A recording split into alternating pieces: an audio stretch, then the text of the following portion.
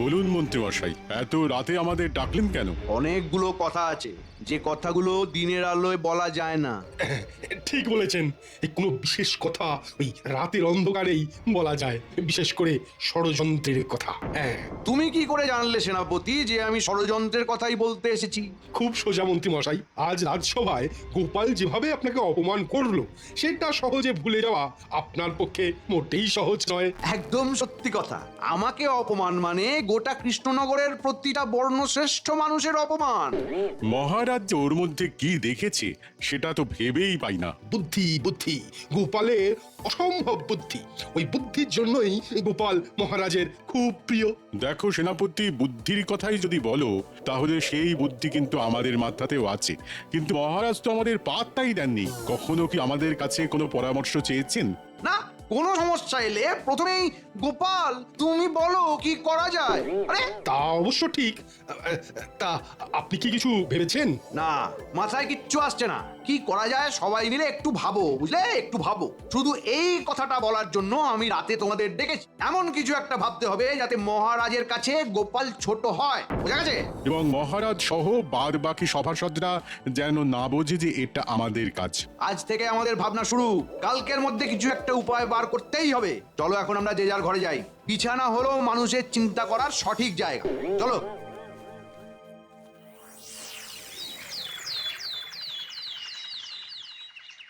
বুঝলে উদির, অনেকদিন হলো কৃষ্ণচন্দ্রের সাথে আমাদের কথাবার্তা হয়নি।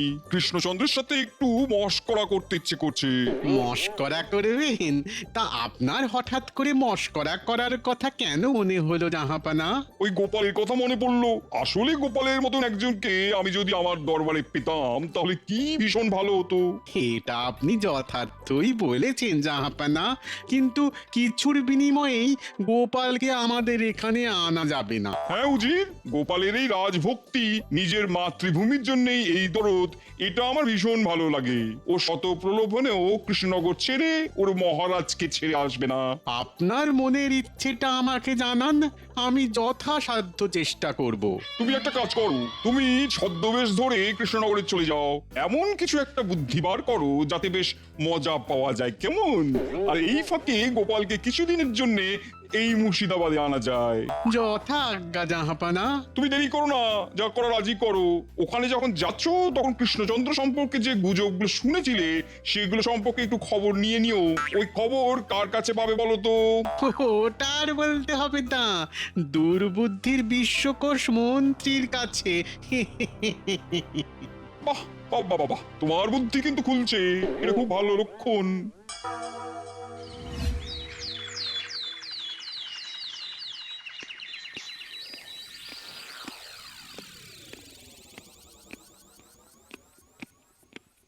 মহারাজের জয় হোক।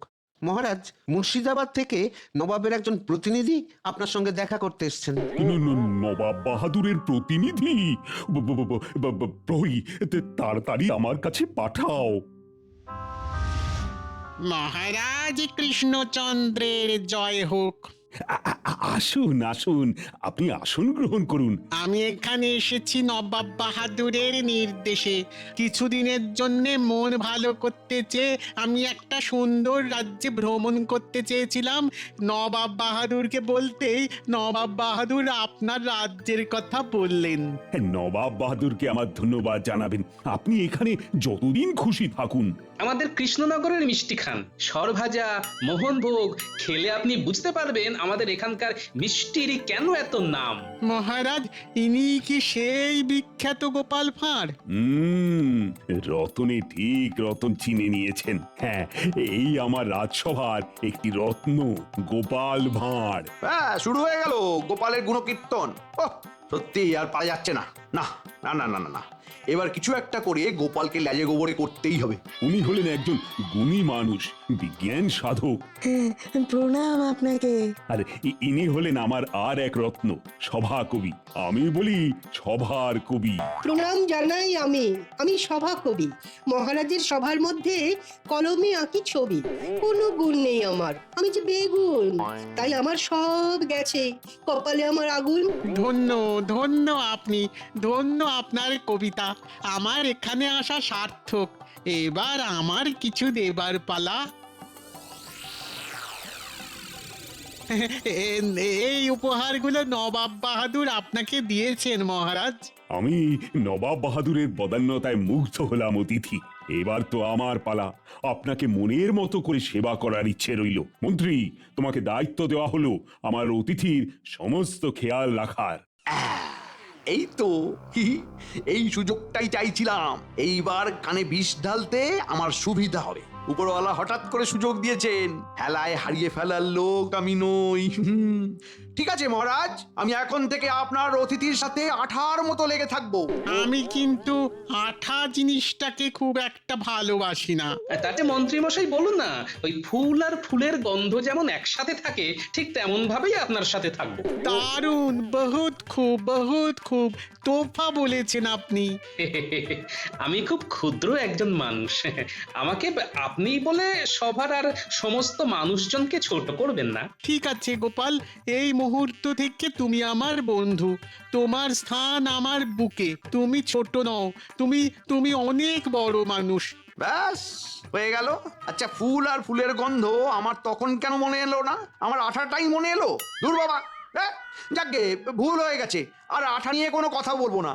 ঠিক আছে, ওটা নিয়ে কোনো কিছু ভাবতে হবে না। যা হয়ে গেছে সেটা নিয়ে আর ভাবতে হবে না। এবার নতুন করে ভাবতে হবে। আপনি অনেক দূর থেকে আসছেন, এবার একটু বিশ্রাম নিন। ও মন্ত্রী, এনাকে নিয়ে অতিথিশালায় যাও, এনার বিশ্রামের ব্যবস্থা করো। যথাজ্ঞা মহারাজ।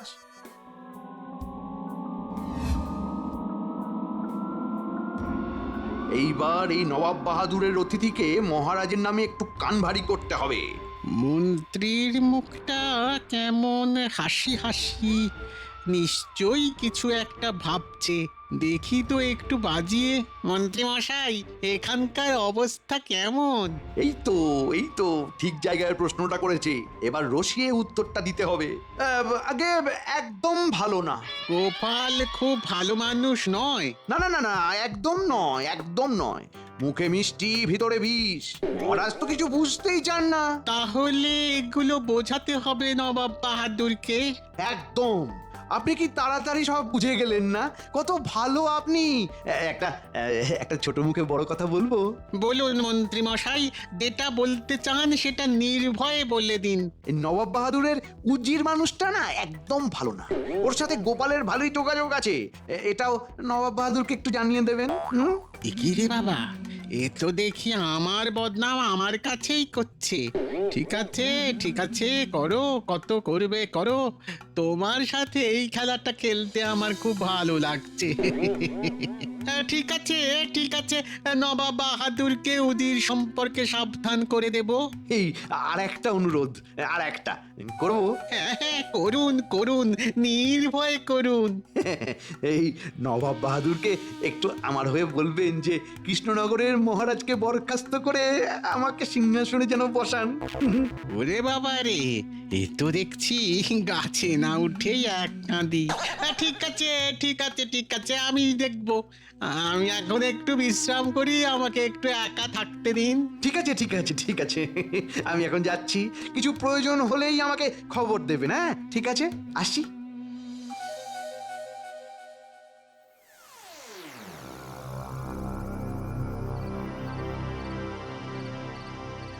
বিজ্ঞানী, একটা খটকা লাগছে বুঝলে। কি খটকা গোপাল, বলো শুনি। নবাব বাহাদুরের আত্মীয় বলে যিনি এসেছেন আমাদের রাজ্যে, তিনি গলাটা বিকৃত করে কেন কথা বলছেন এটাই তো বুঝতে পারছি না। তিনি কি তার পরিচয় লুকোতে চাইছেন? কিন্তু কেন? তুমি নিশ্চিত গোপাল যে উনি গলা বিকৃত করে কথা বলেছেন? 100% নিশ্চিত পণ্ডিত। কাল বিষয়টা রাজসভায় আমি তুলবো, দেখো না, কালকে সব পরিষ্কার হয়ে যাবে। অগত্যা, চলো আমরা যে যার ঘরে যাই, কাল সকালের জন্য অপেক্ষা করি।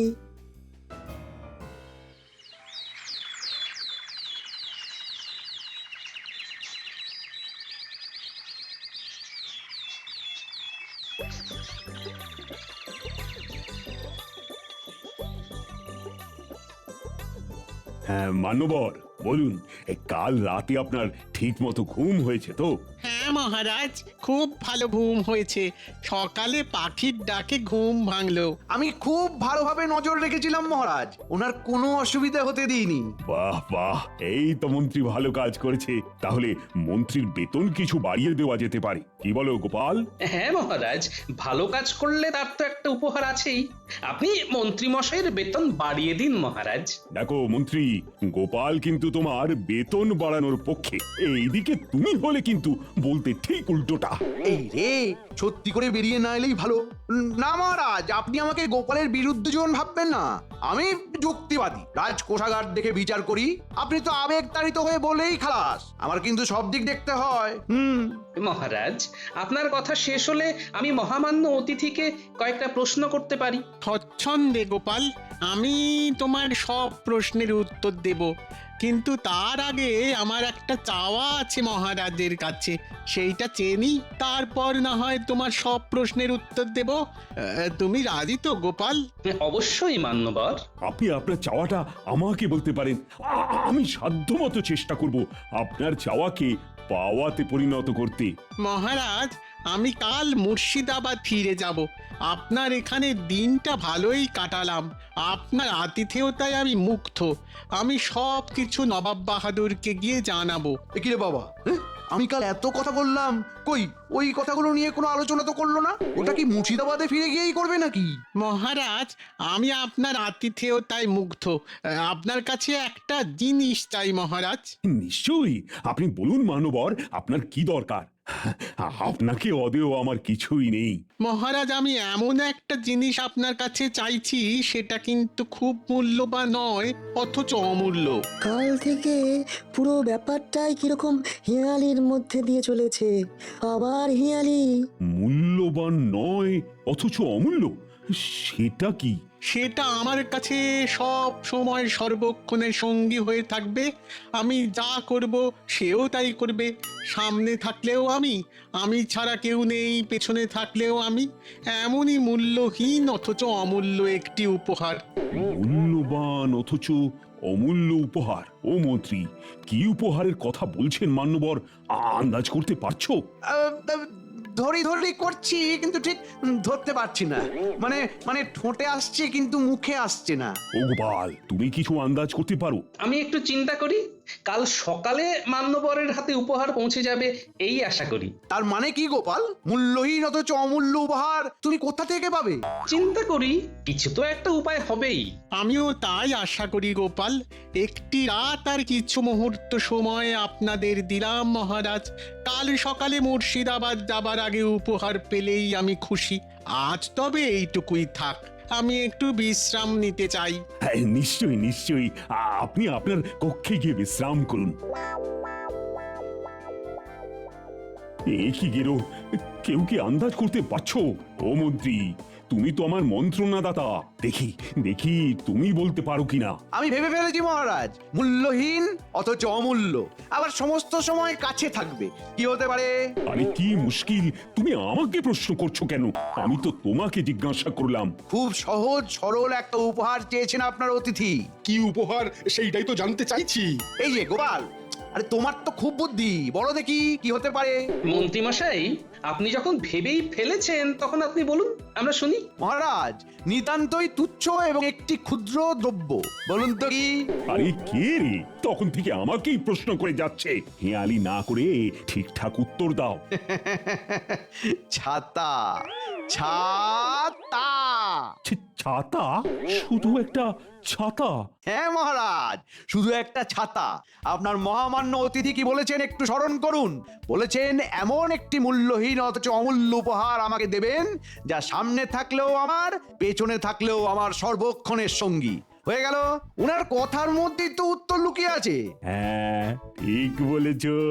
আচ্ছা, তো তোমার বেতন আমি বাড়িয়ে দেব।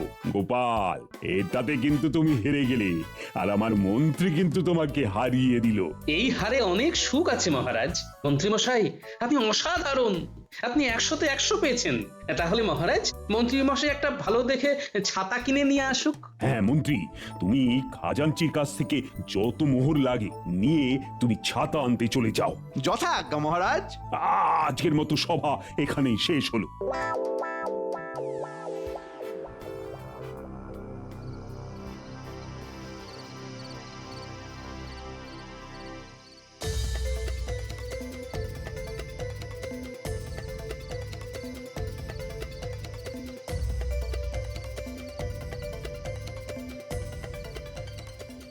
কি হলো? অনেক তো রাত হলো, এবার শোবে না? কি চিন্তা করছো তুমি? আচ্ছা গিন্নি, মূল্যহীন অথচ অমূল্য, সর্বক্ষণের সঙ্গী, সামনে থাকলেও আমি, পিছনে থাকলেও আমি যা করব সেও তাই করবে, উপহার মূল্যহীন অথচ অমূল্য, কি হতে পারে? বাবারে, রাত হয়েছে, এবার শুতে এসো। দিন রাত হেয়ালি ভাবতে ভাবতে তোমার মাথাটা জিলিপি হয়ে গেছে। হ্যাঁ, যা কটা চুল ছিল এবার সে কটাও যাবে। হ্যাঁ, চোখের অবস্থা কি হয়েছে দেখেছো? একবার আয়নার দিকে রাজসভায় যাওয়ার আগে দেখে নেবে। হ্যাঁ, আরে আরে আরে, কি বললে গিন্নি? আবার বলো। বলছি আয়নার দিকে একবার তাকিয়ে দেখো চোখের অবস্থাগুলো কি হয়েছে। ধিন ধিন তা ধিন ধিন তা ধিন ধিন তা, বাতিল হলো ছাতা, বাতিল হলো ছাতা। এই কি হলো? কি হলো? রাত দুপুরে নাচ শুরু করছো কেন? গিন্নি, মানুষ কেন নাচে আগে বলো? মানুষের আনন্দ হলে। আমার এই মুহূর্তে খুব আনন্দ হচ্ছে তাই নাচছি। গিন্নি, খাটের তলায় বাক্সের মধ্যে একটা সুন্দর আয়না আছে না, ওটা বার করো তো, বার করো। ও, যে আয়না আমার বাবা ফুলসজ্জার তত্ত্বতে পাঠিয়েছিল সেইটা? সেইটা, ওটা দাও। ওটা কাল একজনকে দিতে হবে। ও মা, আমার বিয়ে জিনিস তুমি কাকে দেবে? মুর্শিদাবাদের নবাব বাহাদুরের অতিথিকে। এ মা, না না না, আমার বিয়ের জিনিস আমি কাউকে দেব না। হ্যাঁ, ওটা ফুলসজ্জার তত্ত্বতে বাবা পাঠিয়েছিল। হ্যাঁ, এর থেকেও ভালো একটা আয়না তোমাকে আমি কিনে দেবো গিন্নি, ওইটা আমাকে কাল দিতে হবে, সব পরে বুঝিয়ে দেবো। ঠিক আছে, যখন নতুন আয়না কিনে দেবে বলছো তখন নাও, আমি বার করে দিচ্ছি, দাঁড়াও। আমার লক্ষ্মী বউ, কাল কত কি ঘটবে জানো? মহারাজ কাল খুশি হয়ে আমাকে অনেক উপহার দেবেন।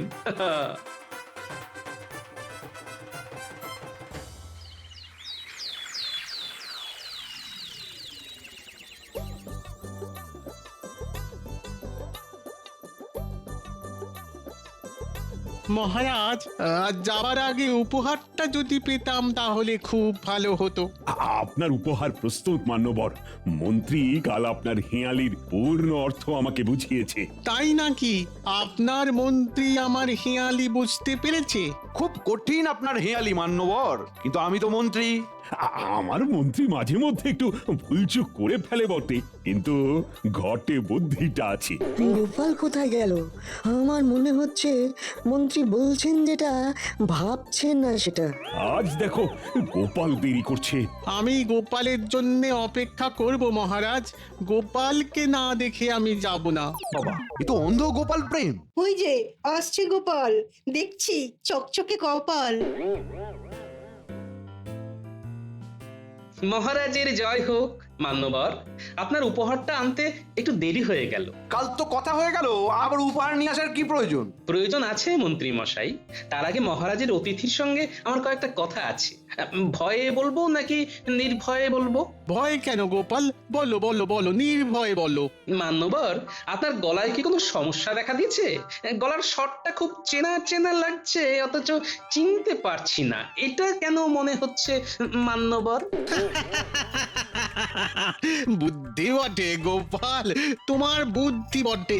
তুমি তুমি ঠিক আমায় ধরে ফেলেছো। আমি যতই ছদ্মবেশ ধরি না কেন, আমি তোমার কাছে যে ধরা পড়ে যাব সেটা আমি ভেবেছিলাম। এই রে, উজির সম্পর্কে খুব খারাপ খারাপ কথা বলেছি তো। কি মন্ত্রী মশাই, নবাব বাহাদুরের উজির খুব খারাপ লোক না? হ্যাঁ, উজির মশাই, মাফ করে দিন, মাফ করে দিন, আমার খুব ভুল হয়ে গেছে। তোমাকে মাফ করতে পারেন একমাত্র মহারাজ। মহারাজ আপনার সম্পর্কে, এই কৃষ্ণনগর সম্পর্কে অনেক খারাপ কথা আমাদের কাছে জানিয়েছিল। তাই নাকি? নবাব বাহাদুর সেই সমস্ত গুজবে কান না দিয়ে উনি আমাকে এই কৃষ্ণনগরে আসার কথা বলেন, এবং এটাও বলেন যে আমি যেন ছদ্মবেশে যাই। যাকগে মন্ত্রীমশাই, তোমার উপহারটা দেখি। তুমি আমার হেঁয়ালি কি বুঝেছো দেখি। আগে ছাতা। ছাতা? হ্যাঁ, আমার হেঁয়ালিতে তোমার ছাতা মনে হলো। গোপাল, গোপাল তুমি বলো, তুমি কি উপহার এনেছো মহারাজের পক্ষ থেকে?